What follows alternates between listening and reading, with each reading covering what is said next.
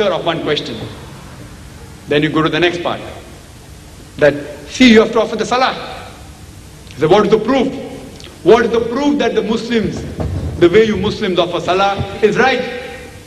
If you don't know the answer, you come home and you do your homework. You can prove logically and scientifically that the way we Muslims pray is the best. You can prove to the Christian from his Bible that the way we offer salah is the right way. Now you are a master of two questions. Then tell him, you should not have Pope. He'll ask you, what proof do you have? Why do you say that we should not have Pope? If you don't know the answer, you'll come back and do the homework. Now you are a master of three questions. In this way, your knowledge increases. You don't have to wait till you become like Sheikh Didad or some great speaker and then you say that now I'll do dawah. Our Prophet said, Ballighu anni walau ayah. Propagate even if you know one verse about Islam. You have to start immediately. You can't wait for tomorrow. But there are Muslims who give several excuses for not delivering the message. They say that, see, first we Muslims, we should improve our own Muslim brothers. And then, after our Muslim brothers are improved, then we should go and speak to the non-Muslim. First, we have to make the Musalman Pakka Musalman.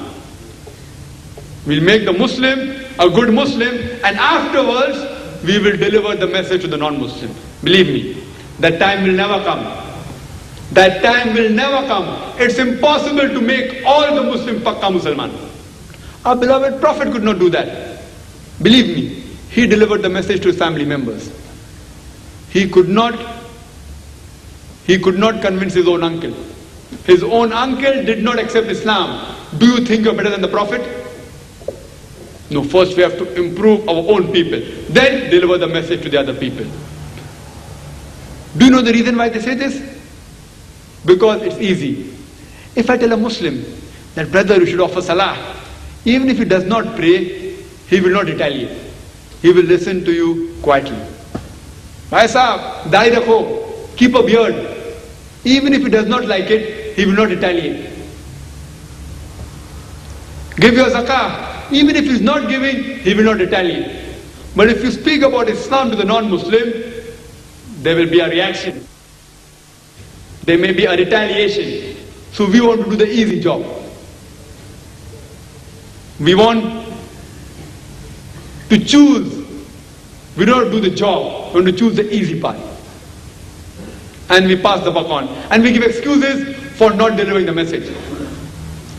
Our beloved Prophet, Muhammad, peace be upon him, as mentioned by the chairman, in the farewell pilgrimage, he said, there were more than 110,000 Sahabas, companions of the beloved Prophet.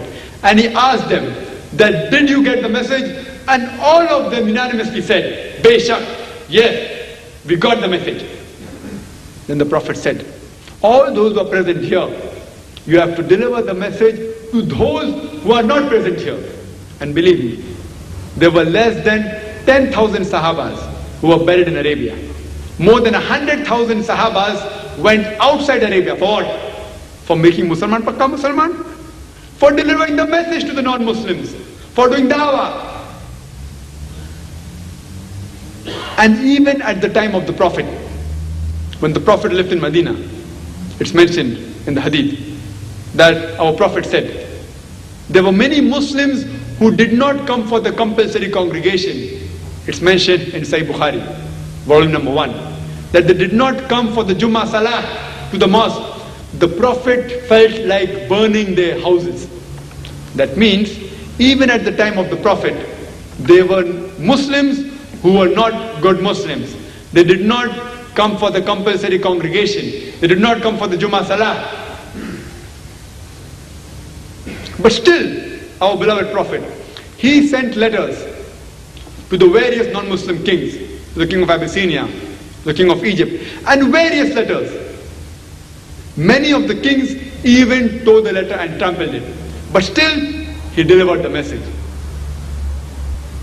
What we have to do is we have to do both simultaneously. We have to speak to the Muslims about Islam and simultaneously give the message to the non-Muslims. We have got no excuse for not doing a job. Then there are other people who say that, see, the Quran says that lakum dinukum waliyad din. To use your way, to me is mine. Therefore, we should not force anyone. The Quran says it's not required to preach the religion. Quran gives us a clear statement. Lakum dinukum waliyad din. To use your way, to me is mine. To use your religion, to me is my religion. Therefore, dawah is not required. See, these people are quoting the Holy Quran out of context. What they are referring to is the verse of the Holy Quran from Surah Kafirun, chapter number 109, verse number 6. But they are quoting out of context. For the complete context, you have to start from verse number 1, which says, قُلْ يَا أَيُّهَا الْكَافِرُونَ لَا أَعْبُدُ مَا تَعْبُدُونَ وَلَا أَنْتُمْ عَابِدُونَ مَا أَعْبُدُ وَلَا أَنَا عَابِدٌ مَا عَبَدتُّمْ وَلَا أَنْتُمْ عَابِدُونَ مَا أَعْبُدُ لَكُمْ دِينُكُمْ وَلِيَ دِينِ. Which means that say to those who reject faith, I worship not that which you worship. You will not worship that which I have been worshipping. I will not be worshipping that which you want me to worship, nor will you worship that which I worship. To you is your way, to me is mine. First, you have to deliver the message. It says, قُلْ يَا أَيُّهَا الْكَافِرُونَ. Say to those who reject faith. The question of rejecting the faith only comes after you deliver the message. If you have not delivered the message, where is the question of rejecting the faith?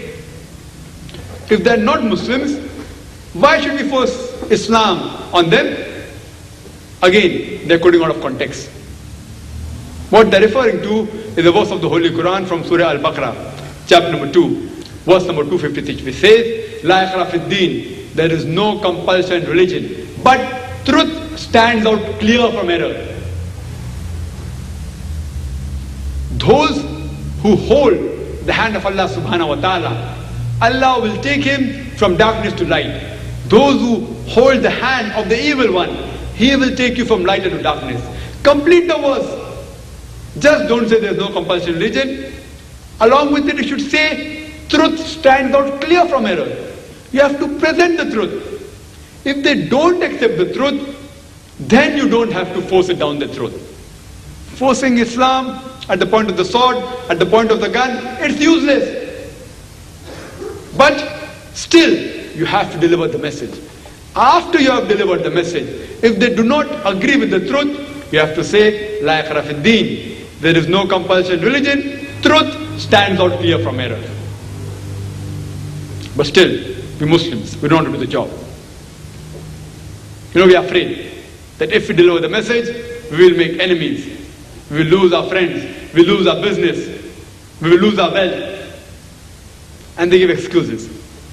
That see, religion, deen, it's a personal belief. It's something personal. Therefore, you should not interfere with things which are personal. If you speak about religion, it will hurt the other person's feeling. It's too personal. Therefore, we have to believe in our personal belief and let them believe in their personal beliefs. It's too personal. We should not speak about religion. I would just like